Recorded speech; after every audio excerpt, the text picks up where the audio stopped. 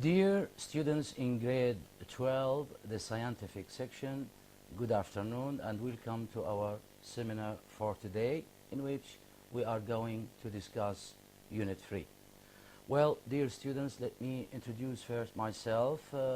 This is Basil Sadiq speaking, a senior supervisor from the Ministry of Education. Dear students, our, let's say, lesson for today is about medicine, which is Unit 3. Of course, this unit is specified for the scientific section. Dear students, let me first introduce the unit plan of this lesson. So as you can see on the screen, the title of Unit 3 is Medicine, or the reading text entitled History of Medicine. Well, let us discuss first the unit plan. Of course, in this unit, dear students, we have a number of skills. We have listening, speaking, reading, writing. We have grammar, pronunciation, vocabulary, and everyday English. So let's talk about listening. You have to learn, dear students, in this unit, how to listen for specific information. When we talk about the speaking skill, dear students, you have to talk about traditional and alternative medicine. Of course, this is a skill and you have to learn how to speak about these things. When we talk about the reading skill, we can say that we have a reading text, and the title of this reading text is History of Medicine, as you know. When we talk about writing, you're going to learn how to write a composition about healthcare in Syria. In grammar, dear students, we are going to talk about the passive voice, which is new skill, and you know the structure course, but here today we are going to talk in details about the passive voice with examples. When we talk about pronunciation, dear students, I think the laptop is not working. The laptop, please. Thank you very much. So in pronunciation, we have a new skill which is called emphatic stress. When we talk about vocabulary, of course, in this unit, you are going to learn some medical words. We have some idioms, and we have, let's say, some names or specialists in medicine. We are going to learn these words. In everyday English, we're going to learn about asking for information. Of course, when we want to ask for information, we can use different, let's say, question words. Dear students, let me first talk about the situation of medicine throughout history. Of course, as you know, throughout history, dear students, various societies, many societies, different societies and cultures have developed different views in their approach to illnesses and diseases. So they used, different methods, different ways to deal with medicines, with diseases, with illnesses, and also with medicines. There are many periods in the development of medicine, of course, starting from ancient times till we reach modern medicine. Now we have a question. Let's talk about ancient times. How was medicine in ancient times? Of course, how did people in ancient times cure their sicknesses? Of course, as mentioned in the reading text, by using plants. So people in the past used to cure themselves by using plants, herbs, and other materials. There were no medicines at that time, no drugs at that time. So people used to use plants, herbs, and some other materials. In countries such as Egypt, Greece, Rome, Mesopotamia, which is Iraq now, or New Iraq, India, and China, medicine was magical and mythological. So we mean by this that people at that time used to think of magic, used to link medicine or used to link diseases with magic and or different meats. So they used to think that there were supernatural forces, and these supernatural forces were responsible for their, because he is a specialist in treating skin diseases, we call him a dermatologist. So a dermatologist is a doctor or is someone who treats skin diseases. Number two, my father is going to get his eyes checked. So here, of course, he is the ophthalmologist. An ophthalmologist is someone who is specialized in, let's say, treating eyes diseases. Another one, number three, I have a terrible rash on my arms and legs. I think I'm allergic to dairy food.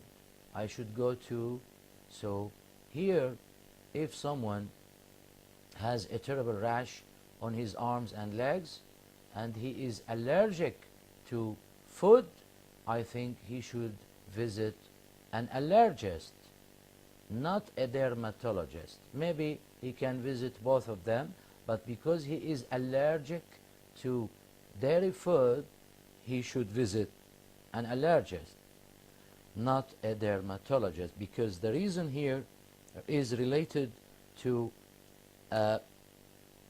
something which makes him allergic to this food or some, let's say, types of food.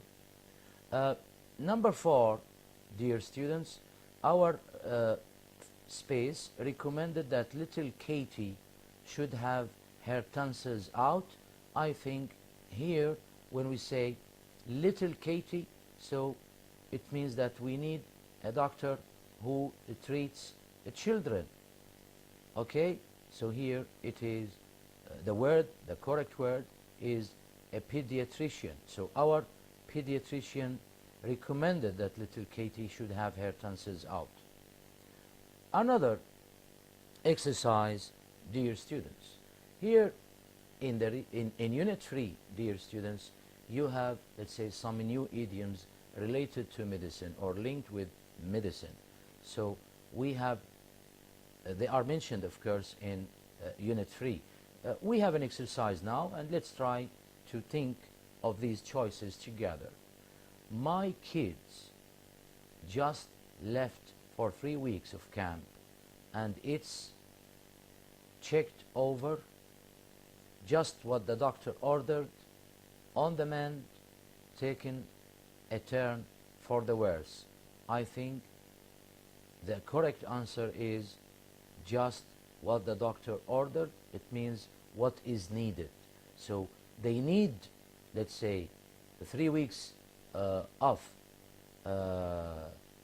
or to stay in the camp for 3 weeks, and that's exactly what is required or needed in this period. This is the meaning of this, what the speaker wants to say. Number two, dear students, I think, let's go back. Yes, it is written here. We have only 2 choices. The second choices are not clear. It's okay. It was miraculous that the little girl recovered because she, what is the completion here? It is not mentioned, of course. The idiom is mentioned in Unit 3. Now, dear students, we can talk about grammar, the passive voice in Unit 3. This is the new skill mentioned in Unit 3. What is passive voice, dear students? Why do we use the passive voice in our daily life? Why do we use, let's say, passive structures? Of course, there are a reason. There is a reason for this. When the speaker, dear students, use the active voice, for example, when I say, John broke the window, here the speaker is more interested in the doer of the action than the action itself.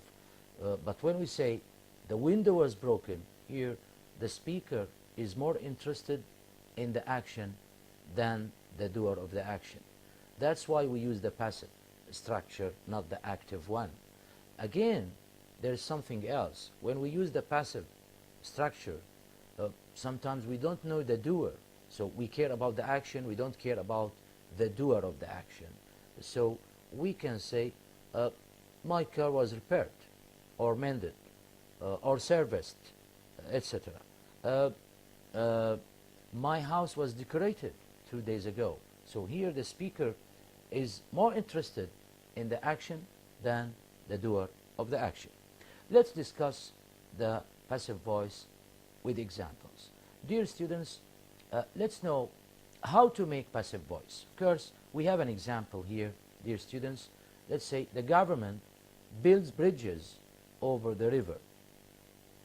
This is a routine.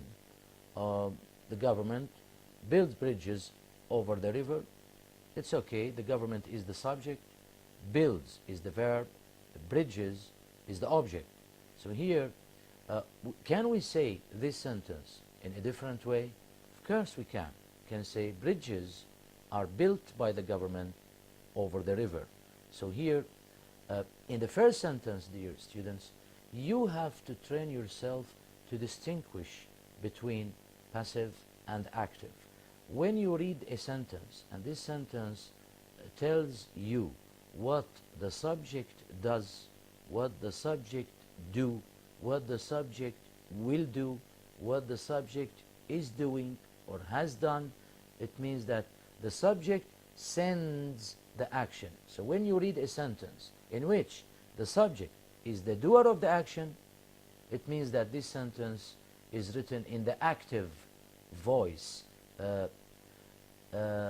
In the second sentence, dear students, bridges are built by the government over the river. Here, the subject in this sentence is bridges, the word bridges. So the sentence talks about bridges, or what happens to bridges, what happens to the subject. So the subject in this case receives the action. In this case, dear students, when you read any sentence in which the subject receives the action, you have to know that this sentence is written in the passive voice, not the active. So first of all students, you have to know how to distinguish between active and passive. I am decorating the house. This is an active statement. The house or my house is being decorated.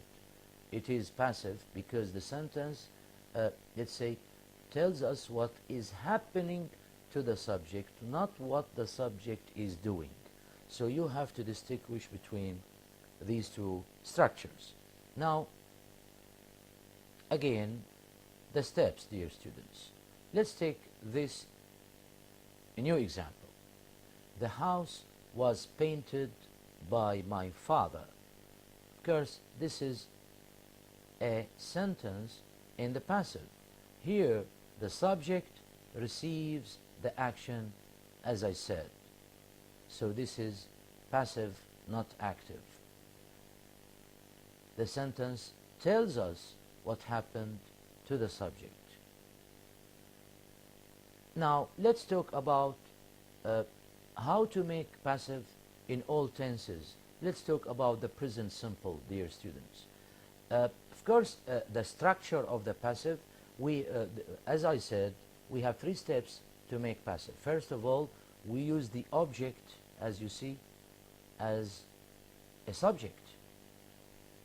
Then we have to use verb to be in the same tense as the active verb. So here we're talking about the present simple. So because it is present simple, we have to use verb to be in the present simple. Step number 3, we have to use the past participle of the active verb. Let's have an example. John washes the car every day. Here John is the subject, the doer of the action.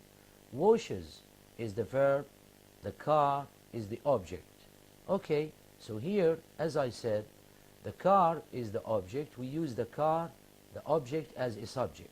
This is step number 1. Then the verb washes is in the present simple, so we have to use verb to be in the present simple, as you can see. Then we have to use the third form of the main verb, which is washed, of course. So the sentence becomes, the car is washed every day by John. So if I want to mention the doer of the action in the passive, as you can see, it must be preceded by the word by. So the car is washed every day by John. Another example about the past simple. Here in the past simple we have to use verb to be in the past simple. An example: John washed the car yesterday. The same steps, dear students. The car was, because here the main verb or the active verb, as you can see, is in the past simple, so we have to use verb to be in the past simple, in the same form, the same tense. And we have to use the third form of the main verb, which is the same, because washed is a regular verb. So in regular verbs, you know, verb 2 is just like verb 3. So here, washed, washed. The car was washed yesterday by John. The present continuous, dear students. Here, when we say present continuous, it means we have to use verb to be in the present continuous. Am is are plus being. An example: John is washing the car. Here, the same steps. The car, as you can see, is being. Here we use be in the present continuous, the same form as wash. Wash here is in the present continuous, so we use be in the present continuous. Then we use the third form of the verb. Then we say by John. It means by plus an agent. So John here is an agent, which is the doer of the action, of course. The last example.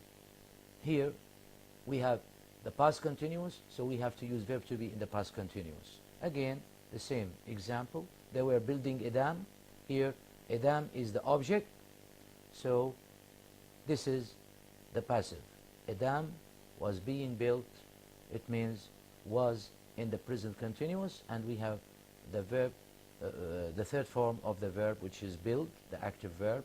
It is built. So, dear students, time is over. I'd like to thank you.